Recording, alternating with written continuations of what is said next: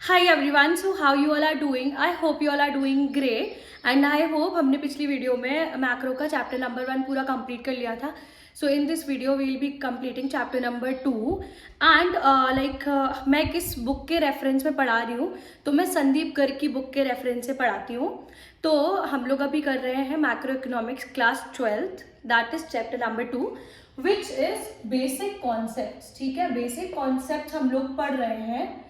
तो अगर तुम लोगों को चैप्टर नंबर 1 में कुछ समझ में ना आया हो तो मेरे को ना इंस्टाग्राम पे पूछ लेना या फिर यहीं पे कमेंट कर देना, तो मैं यहाँ से ही बता दूंगी.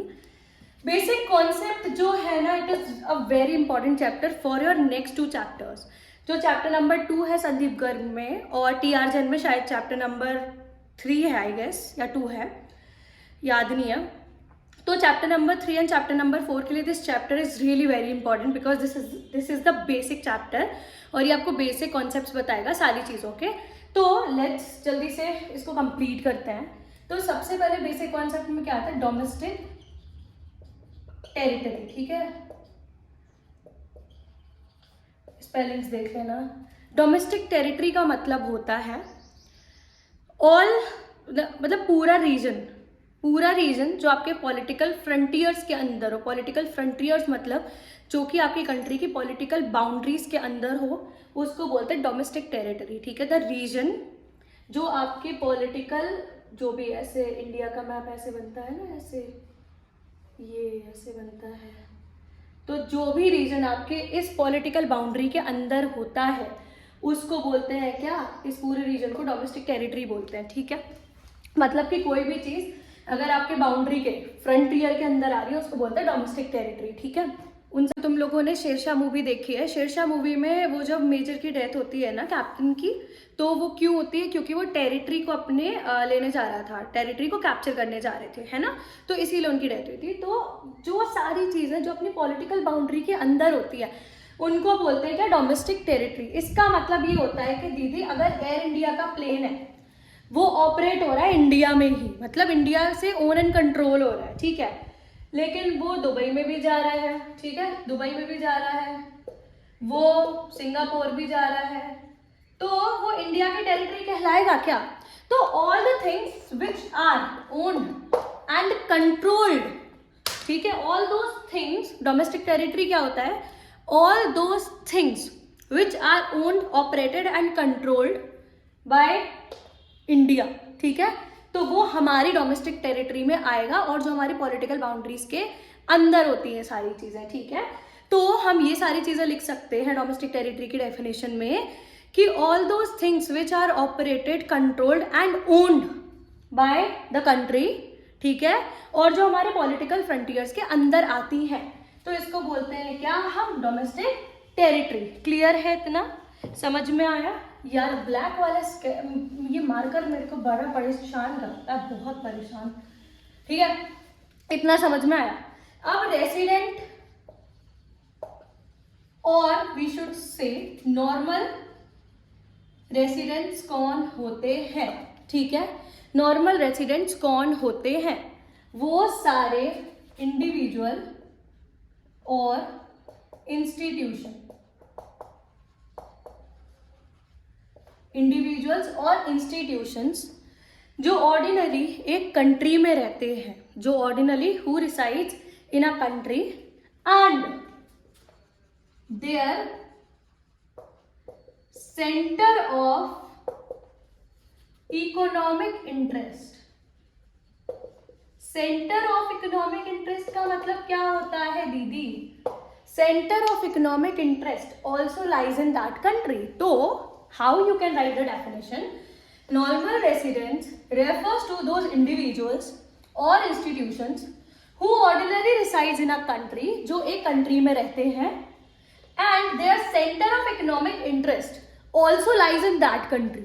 ठीक है, मतलब वही कमाता है, वही खर्च करते हैं, वही सेव करते हैं, मतलब कि earn from there, spend there and savings तो करते ही करते हैं.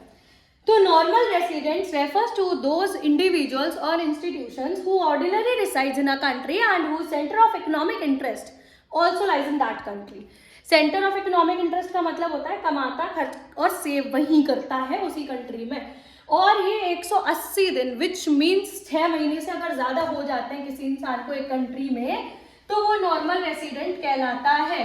ठीक है, कहीं कहीं 1 साल भी लिखा होगा, कहीं कहीं 6 महीने भी लिखा होगा, तो प्लीज क्रॉस वेरीफाई कर लेना एक बार। ठीक है, अब who all are not included in normal residents, कौन कौन नॉर्मल रेसिडेंट्स में इंक्लूड नहीं होते हैं? तो टूरिस्ट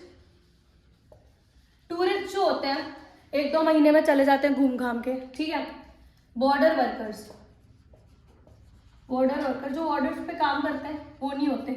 ठीक है, मतलब कि जो UNO WHO इंटरनेशनल ऑर्गेनाइजेशन है उनके जो भी स्टाफ होते हैं वो हमारे नॉर्मल रेसिडेंट्स नहीं होते हैं। ठीक है, सीजनल वर्कर्स जो कभी इंडिया में काम कर रहे हैं, कभी इंडिया के बाहर चले गए काम करने, वो सारे नॉर्मल रेसिडेंट्स नहीं होते। ठीक है, अब रेसिडेंटशिप और सिटीजनशिप में व्हाट इज द डिफरेंस? ठीक है, रेसिडेंटशिप एंड सिटीजनशिप में क्या डिफरेंस है? What is the difference? ठीक है, basically this is the economic concept, it is a economic concept. ठीक है, ये एक इकोनॉमिक कॉन्सेप्ट है। इकोनॉमिक कॉन्सेप्ट का मतलब क्या होता है कि ये मॉनेटरी कॉन्सेप्ट है, जहाँ पे आप 180 दिन से ज़्यादा रह लिए, आपने वहीं कमाया, आपने वहीं खर्च किया, आपने वहीं सेव किया, तो इसको क्या बोलेंगे? पैसा कमा रहे, खर्च कर रहे, सेव कर रहे, तो इसको क्या बोलेंगे? आप रेसिडेंट हो गए आप वहाँ पे। जैसे मान लो मेरी US में जॉब लग गई, US में मैं 180 दिन से ज़्यादा रह रही हूँ, कमा लिया मैंने, खर्च कर लिया, वहीं रह रही हूँ मैं 5-6 साल तक, तो मैं वहाँ के रेसिडेंट बन जाऊँगी। ठीक है, ये इकोनॉमिक कॉन्सेप्ट है।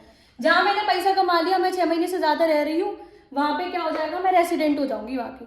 सिटीजनशिप क्या होता है? It is a legal concept, ये लीगल कॉन्सेप्ट होता है। ठीक है, ये लीगल कॉन्सेप्ट क्यों होता है? क्योंकि सिटीजन होती है नागरिकता। नागरिकता मतलब कि जहाँ पे आप पैदा हुए तो वहाँ के आप नागरिक बन जाते हो। ठीक है, बट अगर मेरी US में जॉब लग गई फॉर इंस्टेंस, तो क्या मैं वहाँ की सिटीजन बन पाऊंगी? नहीं।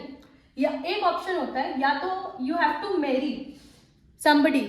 ठीक है, एक दूसरा है कि आपने बहुत साल वहाँ पे काम कर लिया, बहुत साल वहीं की कंपनीज में काम कर रहे हो, तो आपने वहाँ पे कोर्ट में अप्लाई कर दिया, वहाँ के लॉ से बोला कि मेरे को नागरिकता दे दो। ठीक है, तो वो आपको नागरिकता दे देंगे। तो this is all about citizenship. ये होता है रेसिडेंटशिप। रेसिडेंटशिप का मतलब क्या होता है? ऑल द इंडिविजुअल्स और institution who ordinary resides in the country, जो नॉर्मल रेसिडेंट की डेफिनेशन होती है। Citizenship it is a legal concept जो बेस करता है प्लेस ऑफ बर्थ पे, जहाँ पे आप पैदा हुए। ठीक है, अब आता है हमारा इनकम। कितने टाइप की इनकम होती हैं? So there are 2 types of income. एक होती है फैक्टर इनकम, ठीक है, एक होती है ट्रांसफर इनकम। तो जो अभी तुम लोगों को पैसा खर्च करने मिलता है मोमोज वगैरह खाने के लिए, वो तुम्हारे होते हैं ट्रांसफर इनकम।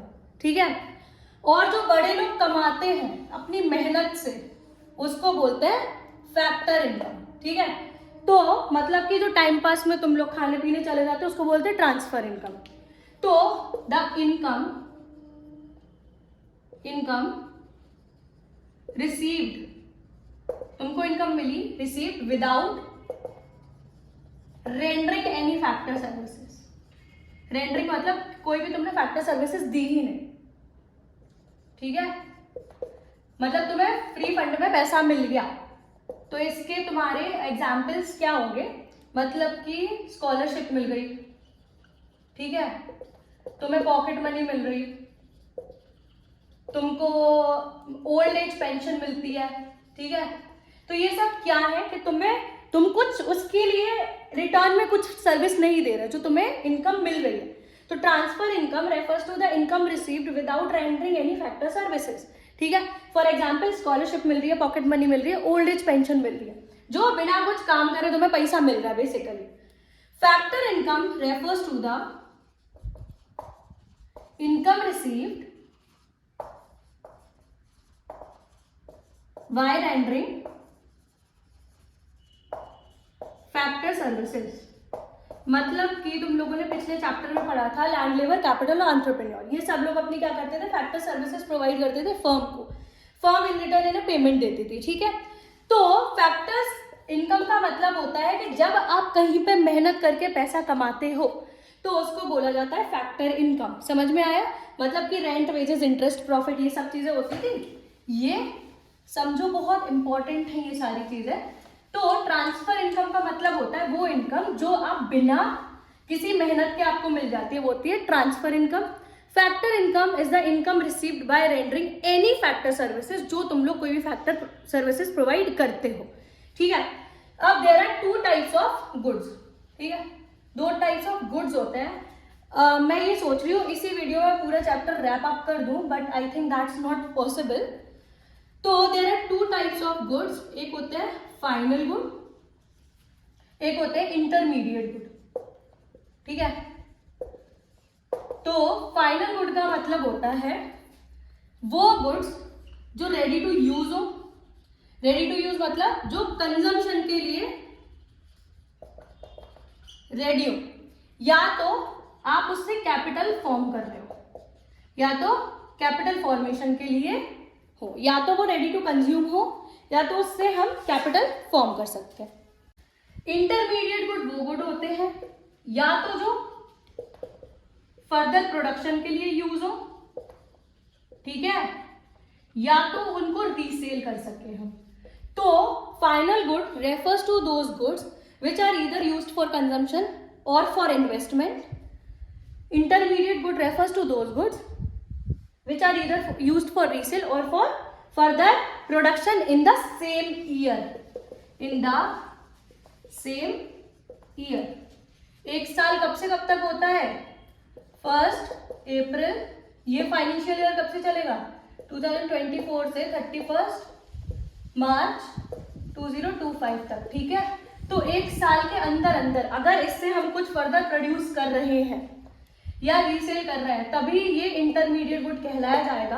अगर इस डेट के बाद ये गुड बच रहा है, इससे कुछ प्रोड्यूस नहीं हो पाए, तो ये हम फाइनल गुड में अकाउंट करते हैं। इतना क्लियर है? समझ में आया? ठीक है, फाइनल गुड की जो डिमांड होती है, इट हैज डायरेक्ट डिमांड। ठीक है, फाइनल गुड की जो डिमांड होती है वो होती है डायरेक्ट डिमांड। मतलब कि कार की तुम डिमांड, डायरेक्ट डिमांड होती है कार की।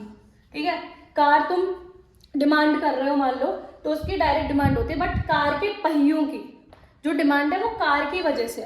तो अगर कार की डिमांड नहीं होगी तो कार के पहियों की डिमांड नहीं होगी। ठीक है, तो इंटरमीडिएट गुड की डिमांड को बोलते हैं डिराइव्ड डिमांड। क्या बोलते हैं? Derived demand. इंटरमीडिएट गुड की जो डिमांड होती है उसको बोलते हैं डिराइव्ड डिमांड। डिराइव्ड क्यों होती है? ये लिख लो। डिराइव्ड इसलिए बोलते हैं क्योंकि अगर फाइनल गुड की डिमांड नहीं होगी तो इंटरमीडिएट गुड की भी डिमांड नहीं होगी। अगर फाइनल गुड की डिमांड है, इसीलिए इंटरमीडिएट गुड की डिमांड है। तो अगर आप कार की डिमांड कर रहे हो, तभी जो टायर है वो अकेले तो यूज कोई करेगा नहीं ना, तो जो टायर्स है वो कार में ही लगते हैं। तो जब तक अगर कार की डिमांड नहीं होगी तो टायर्स की डिमांड होगी या नहीं होगी। ठीक है, इतना क्लियर है? तो आज अपन ने क्या क्या पढ़ लिया? आज अपन ने पढ़ा नॉर्मल रेसिडेंट्स क्या होते हैं। ठीक है, रेसिडेंटशिप और सिटीजनशिप आज हमने कर लिया। आज हमने फैक्टर इनकम, ट्रांसफर इनकम कर लिया, और आज हमने फाइनल गुड और इंटरमीडिएट गुड कर लिया। फाइनल गुड और इंटरमीडिएट गुड इतना सा टॉपिक नहीं है, थोड़ा और ज्यादा है, तो वो नेक्स्ट वीडियो में हम कवर कर लेंगे। And that's all for today. इसका स्क्रीनशॉट ले लेना और नोट्स बना लेना, and please do let me know if you face any kind of like problem regarding anything. कोई भी डाउट्स होते हैं तो please let me know in the comment section, and subscribe कर देना guys. I love you all.